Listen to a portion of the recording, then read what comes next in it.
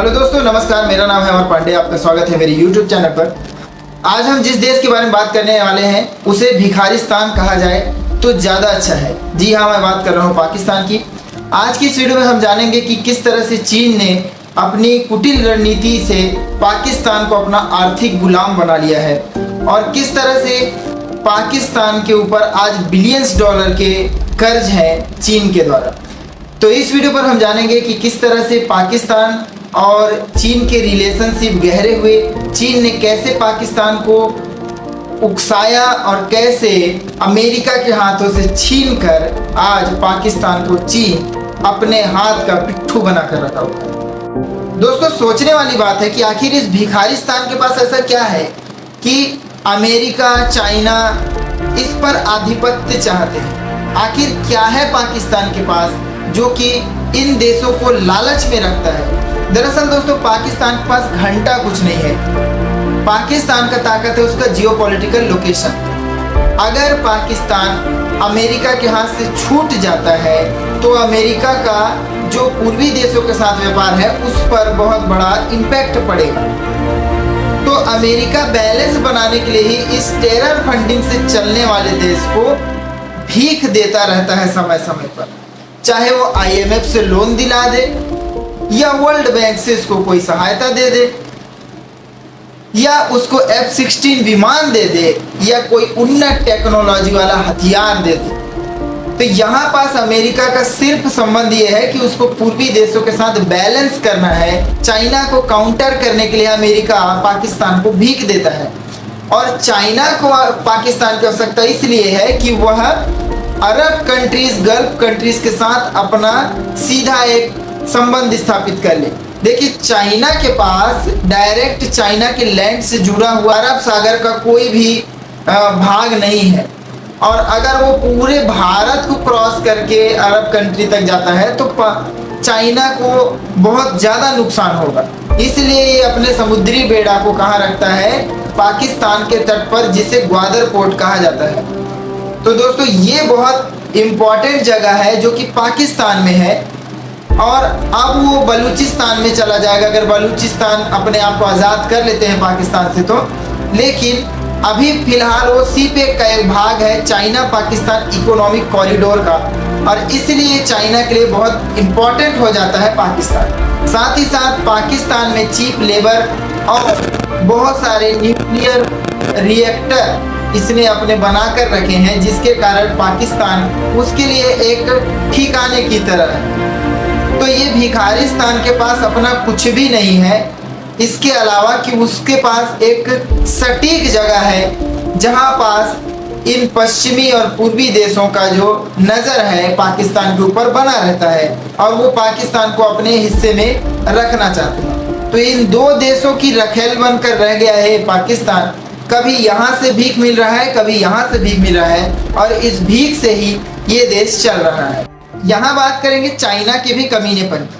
पहले से ये देश भिखारिस्तान डूबा हुआ था कर्ज में, अमेरिका के कर्ज में, IMF के, वर्ल्ड बैंक के, किसके नाम में है, कर्ज में डूबा हुआ था। अब चाइना ने क्या किया कि सीपेक के नाम पर, चाइना पाकिस्तान इकोनॉमिक कॉरिडोर के नाम पर इसको भारी कर्ज दिया। उस कर्ज से ये पूरा प्रोजेक्ट बना और ग्वादर पोर्ट तक इसने अपना लाइन बना दिया। ग्वादर पोर्ट इसलिए इम्पोर्टेंट है जो पाकिस्तान में है। अभी बलूचिस्तान स्वतंत्र हो गया है तो बलूचिस्तान में चला गया, लेकिन ये ग्वादर पोर्ट इसलिए इम्पोर्टेंट है क्योंकि चाइना क्या करता है, गल्फ कंट्री के साथ यहाँ व्यापार करता है।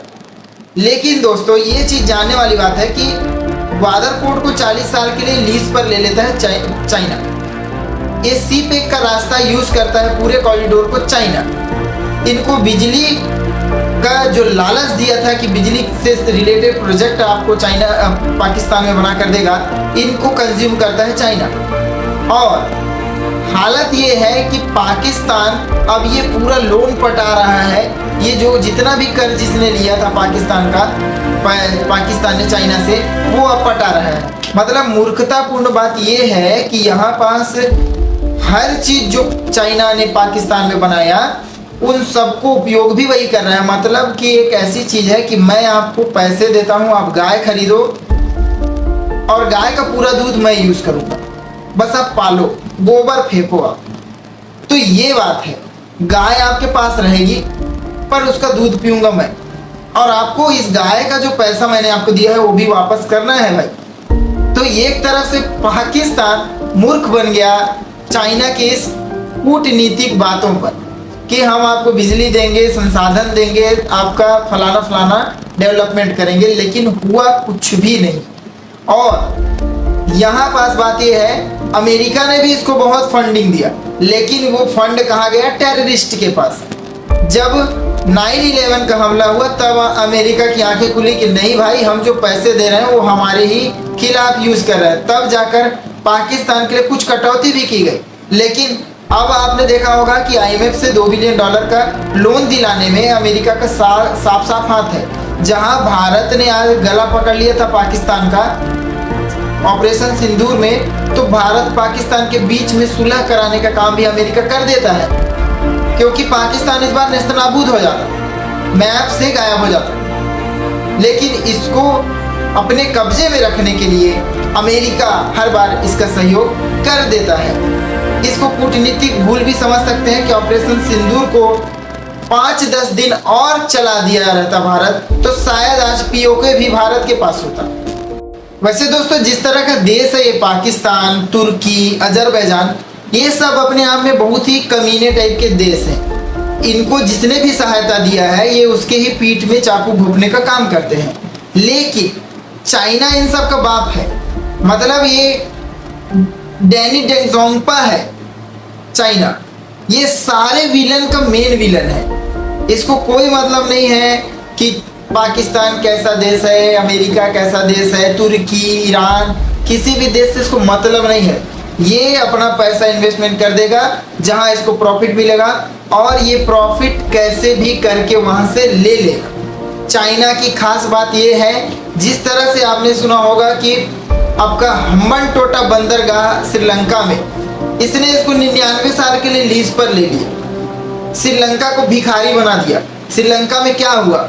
श्रीलंका में आर्थिक आपातकाल लग गया। बांग्लादेश के साथ क्या हो रहा है? बांग्लादेश भी चाइना के आधिपत्य में आ गया है, ये इसके BRI में आता है। उसी तरह से पाकिस्तान भी उसी लाइन में है, और भिखारियों के लाइन में अग्रणी में पाकिस्तान ही दिखाई दे रहा है, क्योंकि इसके पास अब कर्ज इतना ज्यादा हो गया है कि सोचिए एक युद्ध ये देश चालू करता है, एक युद्ध अपने पड़ोसी देश भारत के खिलाफ। 4 दिन में ये देश भीख मांगने के कगार पर आ जाता है। उन्नत तकनीकें इसके सारी फ्लॉप हो जाती हैं, यहाँ तक कि भारत इसके राजधानी में घुसकर आतंकी ठिकानों को नष्ट कर देता है। तो सोचिए कि इस देश के पास कौन सी शक्ति है। ये तो बिल्कुल गाजा में जो हमास का संगठन है, उस संगठन से भी कमजोर देश है पाकिस्तान।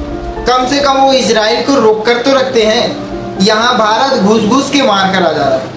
तो इस चीज को पाकिस्तान को समझना चाहिए। अगर उनको कटोरा लेके भीख नहीं मांगना है आगे भविष्य में, और एक लोकतंत्र की स्थापना करना है, एक अच्छे देश की स्थापना करना है, तो उसे इस पाकिस्तान और चाइना का जो ये गठबंधन है, उस गठबंधन से इनको बाहर आना पड़ेगा। किसी भी तरह से अब चाइना को अपने देश में इनको घुसने से रोकना पड़ेगा, नहीं तो इनकी हालत वही हो जाएगी। ना तो ये अमेरिका के रहेंगे, ना ये चाइना के रहेंगे।